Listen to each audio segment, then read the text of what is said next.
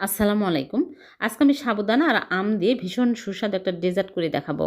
এখানে কয়েকটা আম নিয়েছি। এখন এই আমগুলো সিদ্ধ করে খোসা ছাড়িয়ে নিয়েছি। এখন বিচিগুলো বেছে ফেলে দিচ্ছি। তারপর একটা ব্লেন্ডার জাগে নিয়ে ব্লেন্ড করে নেব। সামান্য পরিমাণে পানি দিয়ে দিচ্ছি। দিয়ে ভালো করে পেস্ট করে নেব। অরেঞ্জ ফুড কালার দিয়ে দিলাম। দিয়ে পেস্ট করে নিয়েছি। এখন একটা প্যানের মধ্যে নিয়ে নিচ্ছি। আর এর মধ্যে দিয়ে দিচ্ছি আগার আগার পাউডার। এখানে আমি চিনি দিয়ে দিচ্ছি 1/3 কাপ আর আগার আগার পাউডার দিয়ে দিচ্ছি 3 চামচ দিয়ে সামান্য পানি দিয়ে ভালো করে মিশিয়ে নিচ্ছি। মিশানো হয়ে গেলে আমি চুলার উপরে দিয়ে চুলা অন করে দিয়ে অনবরত নাড়তে থাকবো।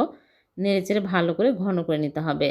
যখন ফুটে উঠবে আর এইরকম ঘন হয়ে আসবে তখন এই চুলা থেকে নামিয়ে একটা সার্ভিং ডিশে ঢেলে নিচ্ছি। নিয়ে আমি এক সাইডে রেখে দেবো ঠান্ডা হওয়ার জন্য। ঠান্ডা হলে সেট হবে। এদিকে 2 কাপ লিকুইড দুধ নিয়ে নিচ্ছি। নিয়ে জাল করে বলক তুলে নেব। আর দিয়ে দিচ্ছি সাবুদানা, হাফ কাপ সাবুদানা সিদ্ধ করে পানি ঝরিয়ে নিয়েছিলাম দিয়ে দিলাম।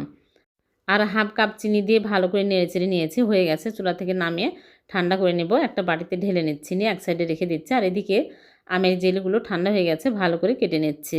তারপরে আমি এই সাবুদানার ডেজার্টের মধ্যে সবগুলো ঢেলে নেড়েচেড়ে নিলেই হয়ে যাবে ভীষণ মজার সাবুদানা আর আমের ডেজার্ট। এভাবে বানিয়ে দেখবেন, খেতে দুর্দান্ত স্বাদের হবে। ভালো লাগলে লাইক কমেন্ট শেয়ার করবেন। আল্লাহ হাফেজ।